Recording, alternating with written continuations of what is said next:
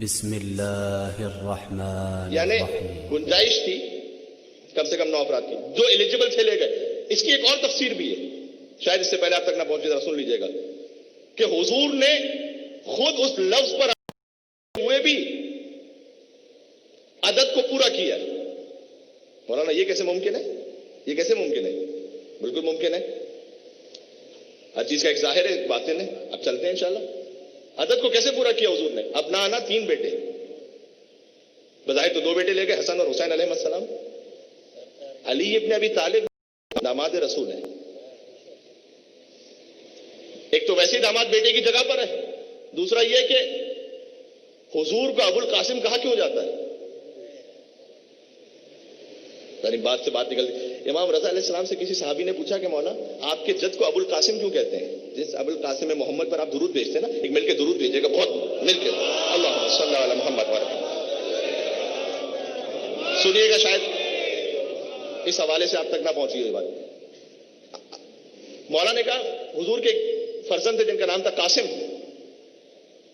تو قاسم کے باپ ہیں لہذا ابو القاسم. تو اس شخص نے کہا کہ مولا حل ترانی اہل اللہ زیادہ، مولا یہ بات تو میرے علم میں بھی تھی، کیا اس سے زیادہ کا اہل سمجھتے ہیں مجھے آپ؟ تو کچھ اور بھی بتا دیں. امام نے کہا ہاں تو نے پوچھا ہے تو سن.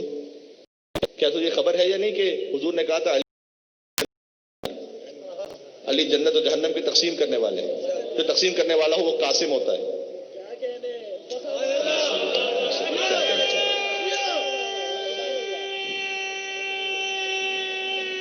بات پہنچی ہے؟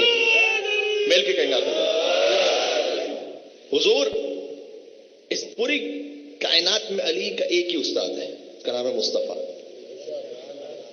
خود فرمایا کہ انہوں نے مجھے علم کے 1000 باب تعلیم فرمائے. یعنی استاد کس کی جگہ پر ہوتا ہے؟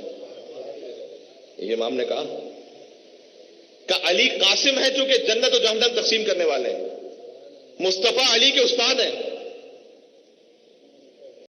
علی قاسم ہے، مصطفیٰ ابو القاسم ہے، قاسم کے باپ. اب آپ سے گزارش ہے جب بھی مصائب میں ابو القاسم محمد سنیں، یہ سوچ کر درود بھیجیے گا کہ آپ در حقیقت علی کے باپ پر درود بھیج رہے ہیں، ہے نا؟ بتفسیر امام رضا علیہ السلام. اب نانا میں 3 ہو گئے. نقطہ تو یہی تھا، حسن اور حسین اور علی ابو القاسم ہونے کی حیثیت سے. اچھا انفسنا، علی نفس رسول ہے لیکن حسن امام وقت ہوں جب وہ بھی نفس رسول ہے، حسین وہ بھی نفس رسول ہے کیونکہ کلنا نور واحد، سب ایک نور سے. انفسنا میں 3 عدد پورے ہو گئے. مشکل ہے نسانا میں. آپ 3 کے عدد کو کریں گے نسانہ کی منزل پر، جبکہ سیدہ کون سلام اللہ علیہ واحد ہستی ہیں مستور میں جو مباہلہ میں تشریف لے گئی ہیں. مشکل کو حل کیا حدیث کسا نے. حدیث کسا 24 ذی الحج کو مباہلہ ہے، 24 ذی الحج ہی کو مباہلہ سے پہلے آیت تطہیر کا نزول ہے. حدیث کسا کی آپ سے کوئی سالگرہ پوچھے تو 24 ذی الحج ہے. یعنی حدیث کسا کا واقعہ ہوا، چادر اوڑی تو سیدہ کا تعارف کتنے حوالوں سے ہوا تھا؟ ایک مستور ہے لیکن 3 حیثیتیں. اللہ نے تعارف سے فاطمہ ہے اور یہ فاطمہ کے بابا ہیں اور یہ فاطمہ کے شوہر ہیں اور یہ فاطمہ کے بچے ہیں. کاش میری بات پہنچ سکے، میں کچھ کہنا چاہ رہا ہوں مباہلہ کے لیے. سیدہ مستور ایک ہے مباہلہ میں، لیکن نسانہ کی منزل پر 3 الگ الگ حیثیتوں میں ہے.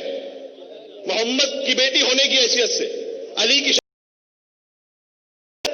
حسنین کی ماں ہونے کی حیثیت سے، جیسے حدیث کسا میں کہا ہوں فاطمہ تو وہ ابو